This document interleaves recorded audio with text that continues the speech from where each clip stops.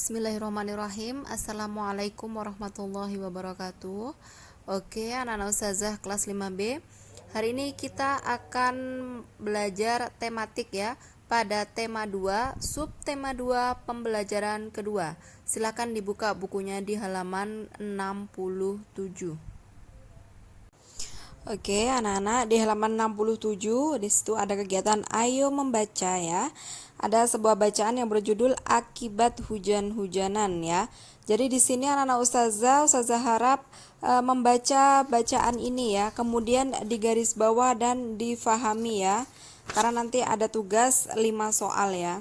Di sini ustazah akan menceritakan inti dari cerita ini ya. Jadi pada suatu ketika Wulan ini dia merasakan demam ya, merasa demam. Nah ternyata Wulan dikatakan oleh dokter bahwa Wulan mengalami sakit flu ya. Badan Wulan terasa tidak enak ya karena Wulan hujan-hujanan ya, hujan-hujanan. Nah kemudian ketika Wulan sakit, Wulan tidak pergi ke sekolah ya. Wulan di rumah beristirahat, kemudian Wulan ditemani oleh ibunya dan juga ditemani oleh boneka kecilnya. Nah, kemudian setelah beberapa lama ibunya memberikan makanan kepada Wulan ya, memberikan makanan juga memberikan obat yang diberikan oleh dokter sehingga harapannya agar Wulan menjadi lebih baik ya, agar sakitnya semakin berangsur berkurang. Oke, dan kemudian di kemudian hari temannya dan juga guru menjenguk Wulan ya, menjenguk Wulan yang ada di rumah dan mereka menghibur Wulan ya yang sedang sakit, dan juga ayah, kakak Lia dan mama juga menghibur Wulan ya. Jadi bagi orang yang sakit bahwa Allah itu selalu mengasihi orang-orang yang sabar karena sakit ya. Nah, untuk di halaman 70 di situ ada kegiatan ayo berlatih ya. Ada 5 soal. 5 soal.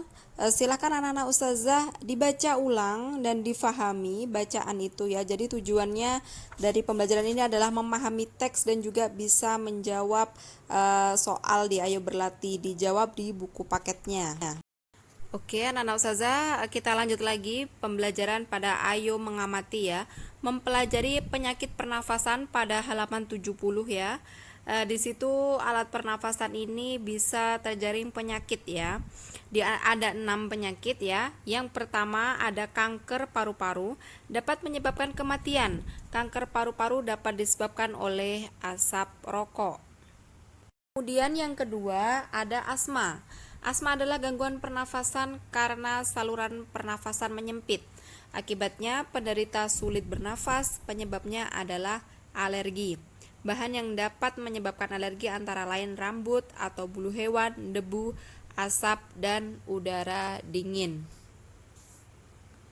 Kemudian di nomor 3 ada penyakit bronkitis ya. Adalah penyakit radang pada cabang tenggorokan atau bronkus. Kemudian yang keempat ada amandel ya. Amandel ini pembekakan pada tekak. Akibatnya saluran pernafasan menjadi sempit. Yang kelima ada TBC atau tuberkulosis, adalah penyakit radang paru-paru. Penyakit ini disebabkan oleh bakteri ya. Penyakit TBC paru-paru terdapat bintil-bintil kecil pada dinding alveolusnya sehingga mengganggu proses penyerapan oksigen. Yang keenam ada influenza, adalah penyakit yang ditandai dengan pilek, pusing, meriang, dan demam. Penyakit ini disebabkan oleh virus ya dan bisa menyebar melalui udara dan bisa terserang jika kekurangan vitamin ya. Jadi silakan anak-anak ustazah di garis bawah bacaan yang dirasa penting ya dan difahami. Oke, anak-anak ustazah di bagian bawah di situ ada kegiatan ayo berlatih ya. Ada 5 soal ya tentang bacaan mempelajari penyakit pernafasan tadi. Silahkan dijawab langsung di buku paketnya ya. Jadi di sini ustazah harap anak-anak ustazah rajin membaca ya, rajin membaca dan juga rajin berlatih mengerjakan soal-soal latihan. Ya, anak-anak, kita lanjut lagi ke halaman 72 ya. Di situ ada teks tentang karya tari daerah. Perlengkapan tari disebut juga dengan properti. Properti tari adalah perlengkapan yang digunakan dalam tarian ya. Properti tari ini antara lain ada sampur, bokor, bakul, keris, kipas, kuda kepang, piring, lilin, dan payung. Nah, setiap tari daerah menggunakan properti yang sesuai dengan temanya. Misalnya tari perang menggunakan properti tombak atau bambu runcing, tari seudati dari Aceh menggunakan properti ikat kepala, tari pakarena menggunakan properti kipas, tari topeng menggunakan properti topeng ya. Kemudian di setiap tari ini memiliki keunikan masing-masing ya, tergantung dari daerah mana tari itu berasal ya.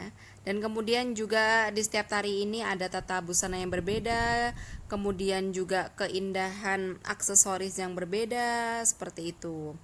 Ya, ada juga dia yang menggunakan baju panjang, celana sebatas bawah lutut, selendang, ikat kepala, keris, dan juga kerincing.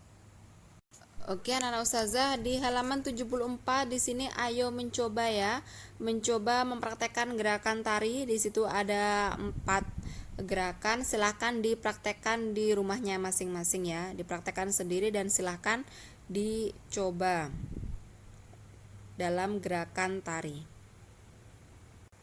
Oke, baiklah, di sini Ustazah mengingatkan kembali untuk tugasnya ya. Di halaman 70 ayo berlatih ada 5 soal, dan di halaman 71 ayo berlatih ada 5 soal ya. Silakan dibaca di bacaan sebelumnya. Baiklah anak-anak, sampai di sini penjelasan Ustazah, dan Ustazah akhiri. Wassalamualaikum warahmatullahi wabarakatuh. Tetap semangat belajar.